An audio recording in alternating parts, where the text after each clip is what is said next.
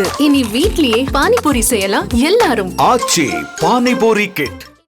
இந்த பட்ஜெட்டில் கல்விக்கு முன்னுரிமை கொடுக்கப்பட்டிருக்கிறது. கல்வித்துறைக்கான நிதி ஒதுக்கீடு அதிகரித்திருக்கிறது. ஏற்கனவே தமிழ்நாட்டில் கல்லூரியில் படிக்கக்கூடிய பெண்களுக்கு ஒரு 1000 ரூபாய் நிதி உதவி என்பதை செயல்படுத்தினதுனால சென்ற ஆண்டில் இதற்கு முன்னால் இருந்த எண்ணிக்கையை விட பெண்கள் கல்லூரிகளில் சேர்வதனுடைய சதவீதம் 19% கூடியிருக்கிறது என்பதை பட்ஜெட்டில் சுட்டி காட்டியிருக்காங்க. அது எவ்வளோ ஒரு பெரிய மாற்றம், இன்னும் பெரிய மாற்றத்தை நோக்கி சென்று கொண்டிருக்கிறோம். இப்போ இன்னும் கல்வியில் என்ன செய்யணுன்றதுக்கு ஒரு பல்வேறு திட்டங்கள் அறிவிக்கப்பட்டிருக்கிறது, அதுக்கு நிதி ஒதுக்கப்பட்டிருக்கு.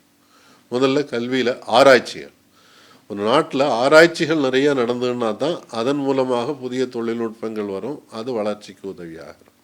இப்போ ஆராய்ச்சி நிறுவனங்களுக்கான நிதி ஒதுக்கீடு அதிகப்படுத்தப்பட்டிருக்கிறது. புதிதாக கோயம்புத்தூர்லேயும் சென்னையிலும் 2 கணித ஆராய்ச்சி நிறுவனங்கள் உருவாக்குவது, அரசாங்கம் உருவாக்குவது. அதுக்கு Indian Institute of Science Bangalore, Tata Institute of Social Sciences Mumbai 2 அமைப்புகளோட புரிந்துணர்வு ஒப்பந்தம் போட்டு அதை உருவாக்குவதுன்னு சொல்லியிருக்காங்க. கணிதம் எல்லாத்துக்கும் அடிப்படை, அந்த ஆராய்ச்சிக்கு இது. அதே மாதிரி புதிய தொழில்நுட்பங்களுக்கு ஆர்டிஃபிஷியல் இன்டெலிஜென்ஸ்னு சொல்லக்கூடிய செயற்கை நுண்ணறிவை பயன்படுத்தி திறன் வளர்த்தல் அப்படின்றதுக்கு ஒரு முன்னுரிமை கொடுக்கப்பட்டிருக்கிறது. அது எதிர்காலத்தில் அதுதான் இன்னைக்கு வேலைகளில் மாற்றங்கள் கொண்டு வரப்போகுது, வேலை வாய்ப்புகளை உருவாக்க போகுது. வேலை வாய்ப்புகளை இழப்பதற்கான வாய்ப்புகளும் இருக்குது. அப்போ அதுக்கு ஏற்றபடி திட்டங்கள் உருவாக்குவதற்கான ஒரு முயற்சி நடந்திருக்கிறது. அண்ணா யூனிவர்சிட்டியை இந்தியாவில் இருக்கக்கூடிய பல்கலைக்கழகங்களில் 10ல் 1 என்ற தர நிர்ணயத்துக்குள்ளே கொண்டு வருவதற்கான ஒரு திட்டம் அறிவிக்கப்பட்டிருக்கிறது. அதே மாதிரி இந்த மாநிலத்தில் இருக்கக்கூடிய கல்லூரிகளுடைய தரம் உயர்த்துவதற்கு திட்டங்கள் உருவாக்கப்பட்டிருக்கிறது. பள்ளிகளில் நிறைய தொழில்நுட்ப வளர்ச்சிக்காக கணித மேம்பாடு மட்டுமல்ல, கம்ப்யூட்டர், அதே மாதிரி அறிவியல் சோதனைகளுக்கான உபகரணங்கள், இது எல்லாமே மேம்படுத்துவதற்காகவும் பழங்குடியினருக்காக இருக்கக்கூடிய பள்ளிகளுடைய தரம் உயர்த்துவதற்காகவும் நிதி ஒதுக்கப்பட்டிருக்கிறது.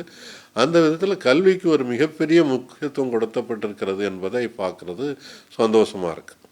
ஏற்கனவே இருமொழி கொள்கைன்னு நம்ம உறுதியாக இருக்கிறதுனால ஒன்றிய அரசு பணம் தர்றதில் தயக்கம் காட்டுகிறது. ஏற்கனவே சமக்ஷர சிக்ஷா நிதியை கொடுக்கலை, அதையும் மீறி நாங்கள் இருமொழி கொள்கையே தொடர்ந்து அமுல்படுத்துவோம் அப்படின்றத ஆழமாக சொல்லியிருக்காங்க. அது சரியான முடிவுன்னு நான் பார்க்குறேன். நான் இருமொழி கொள்கையில் படித்தவன், ஹிந்தி எனக்கு அன்னைக்கு தெரியாது.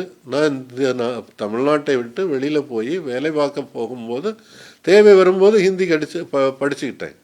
இன்றைக்கி என்னால் 7 மொழிகளை புரிந்து கொள்ள முடியும், 4 மொழிகளில் பேச முடியும். ஹிந்தியில் என்னால் 1 மணி நேரம் லெக்சர் கொடுக்க முடியும். அந்த இருமொழி கொள்கை அதுக்கு எந்த பாதிப்பையும் உருவாக்கவில்லை. அதனால் இருமொழி கொள்கை தொடர வேண்டும் என்பதை ரொம்ப ஆழமாக சொல்லியிருக்காங்க. அதை நான் முழுமையாக வரவேற்கிறேன். அதை ஊக்குவிக்கப்பட வேண்டும் என்று நினைக்கிறேன்.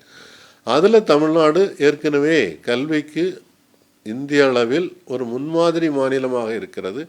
அதை அடுத்த கட்டத்துக்கு கொண்டு போகிறதுக்கான முயற்சி நடந்துகிட்டு இருக்கு. 2வது தொழில்துறையில் ஏற்கனவே சிறு குறு நடுத்தர தொழில்களை பொறுத்தவரையில் எம்எஸ்எம்இஸ்ன்னு சொல்கிறோம். 36 லட்சம் தொழிற்சாலைகள் சின்னதாக கூட இருக்கலாம் ஒன்றிய அரசனுடைய போர்ட்டலில் பதிவு செய்யப்பட்டிருக்கிறது தமிழ்நாட்டில் இருந்து. இப்போ இதுதான் வேலைவாய்ப்பை கொடுக்கறது. இன்றைக்கி சேவைத்துறை தான் கூடுதலான வேலைவாய்ப்பு கொடுக்கறதுன்றதை நேற்று பொருளாதார அறிக்கையில் சொல்லியிருந்தாங்க. சேவைத்துறையில் ஏராளமான எம்எஸ்எம்இ நிறுவனங்கள் பதிவு செய்யப்பட்டிருக்கிறது அப்படின்றதையும் சொல்லியிருக்காங்க. அப்போது தொழில் வளர்ச்சி என்பது தான் வேலைவாய்ப்பை உருவாக்கும் என்பதை முக்கியத்துவமாக கொண்டு அதுக்கான பயிற்சிகள் புதுசாக ஐடிஐ தொடங்குறது சொல்லியிருக்காங்க. ஐடிகளில் இருக்கிறதுல தரம் உயர்த்துவதுன்னு சொல்லியிருக்காங்க. கல்லூரி மாணவர்களுக்கு கல்விக்கான சேவை இந்த ஃபீஸ் இன்னும் நிறுத்திட்டு அவங்க இலவசமாக படிக்கிறதுக்கான ஏற்பாடை ஒரு 41,000 பேருக்கு உருவாக்குவதாக இந்த பட்ஜெட்டில் அனௌன்ஸ் பண்ணியிருக்காங்க. இதெல்லாம் மாநிலத்தை ஒரு பெரிய அளவு வளர்ச்சிக்கு கொண்டு செல்லும். வேலைவாய்ப்பை உருவாக்குவதன் மூலமாகத்தான் நம்ம ஒரு பொருளாதாரத்தில் எல்லா விதத்திலையும் மாற்றத்தை கொண்டு வர முடியும். அதுக்கு முக்கியத்துவம் கொடுத்துருக்காங்க. அது தொழில் முன்னேற்றத்தோடு சேர்ந்து பார்க்க வேண்டியதுன்னு பார்க்குறேன். அதே மாதிரி மருத்துவம்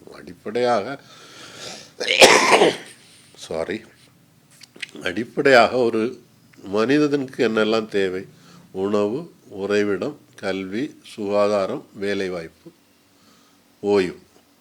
இது இருந்தால் தான் ஒரு நல்ல வாழ்க்கையை நடத்த முடியும். இப்போ அதை பொறுத்தவரையில் இன்னைக்கு இந்த அரசு ஏற்கனவே ரேஷன் கடைகள் மூலமாக விநியோகம் என்பதை தொடர்ந்து இதுக்கு முன்னால் இருந்த அரசுகளும் செய்திருக்கிறது. இந்த ஒன்றிய அரசு கொடுக்கக்கூடிய 5 கிலோ இலவச அரிசி அல்ல, 20 கிலோ அரிசி கொடுக்கறது, கோதுமை கொடுக்கறது, பருப்பு கொடுக்கறது, எண்ணெய் கொடுக்கறது, சீனி கொடுக்கறது. இது இல்லாமல் இன்னைக்கு நிறைய பொருட்கள் நியாய விலையில் கிடைக்கிறதுக்கான ஏற்பாடு செய்திருக்காங்க. அப்போ இன்னைக்கு பட்டினி இல்லாத தமிழ்நாடு ஏற்கனவே உருவாக்கப்பட்டிருக்கிறதுன்றது சந்தோஷமாக பார்க்கணும். உறைவிடை பொறுத்தவரையில் ஏற்கனவே இருக்கிறது போக புதிதாக பல நகரங்களில் புதிய வீடுகள் கட்டுவதற்கு, அதே மாதிரி கிராமப்புறங்களில் வீடுகள் கட்டி கொடுப்பதற்கான திட்டம் ஏற்கனவே இருக்கக்கூடிய அமுல்படுத்தி கொண்டிருக்கக்கூடிய திட்டத்தை விரிவுபடுத்தி கூடுதலான வீடுகள் கட்டுவதற்கான திட்டம் அறிவிச்சிருக்காங்க. ஏற்கனவே வீடு வாங்கினவங்க வீடு மோசமாகி போச்சு, அதில் ஒரு 25,000 பேருக்கு அந்த வீட்டுகளுக்கு பதிலாக புது வீடு கட்டி கொடுப்போம்னு அனௌன்ஸ் பண்ணியிருக்காங்க. இது 2வது விஷயத்தில் ரொம்ப பாசிட்டிவாக போகும். 3வது கல்வியை பொறுத்தவரையில் 36,000 அரசு பள்ளிகள் இருக்குது. அந்த பள்ளிகளுடைய தரம் மேம்படுத்துவதற்கான நிதி ஒதுக்கீடு, புதிதாக கிட்டத்தட்ட 2,000 ஆசிரியர்கள் பணியில் அமர்த்துவதாக அறிவித்திருக்கிறார்கள். அதே மாதிரி உயர்கல்வியில் நிதி ஒதுக்கீடை அதிகரித்திருக்கிறார்கள். புதிய நிறுவனங்கள் உருவாக்குவதற்கு தமிழ்நாட்டில் மட்டும்தான் எல்லா மாவட்டங்கள்லேயும் இன்றைக்கி மருத்துவக் கல்லூரிகள் இருக்குது. அதே மாதிரி 600க்கும் மேற்பட்ட பொறியியல் கல்லூரிகள் இருக்குது. இந்த கல்லூரிகளினுடைய வளர்ச்சிக்கு குறிப்பாக எல்லா இடங்கள்லையும் அரசாங்க கல்லூரிகள் இருக்குது. அரசனுடைய கலை அறிவியல் கல்லூரியும் இருக்குது, பொறியியல் கல்லூரிகளும் இருக்குது. இதெல்லாம் ஊக்கப்படுத்துவதற்கான முயற்சி என்பது பட்ஜெட்டில் ரொம்ப தெளிவாக அறிவிக்கப்பட்டிருக்கிறதை பார்ப்போம். இனி வீட்லயே பானிபூரி செய்யலாம் எல்லாரும். ஆச்சி பானிபூரி கிட்.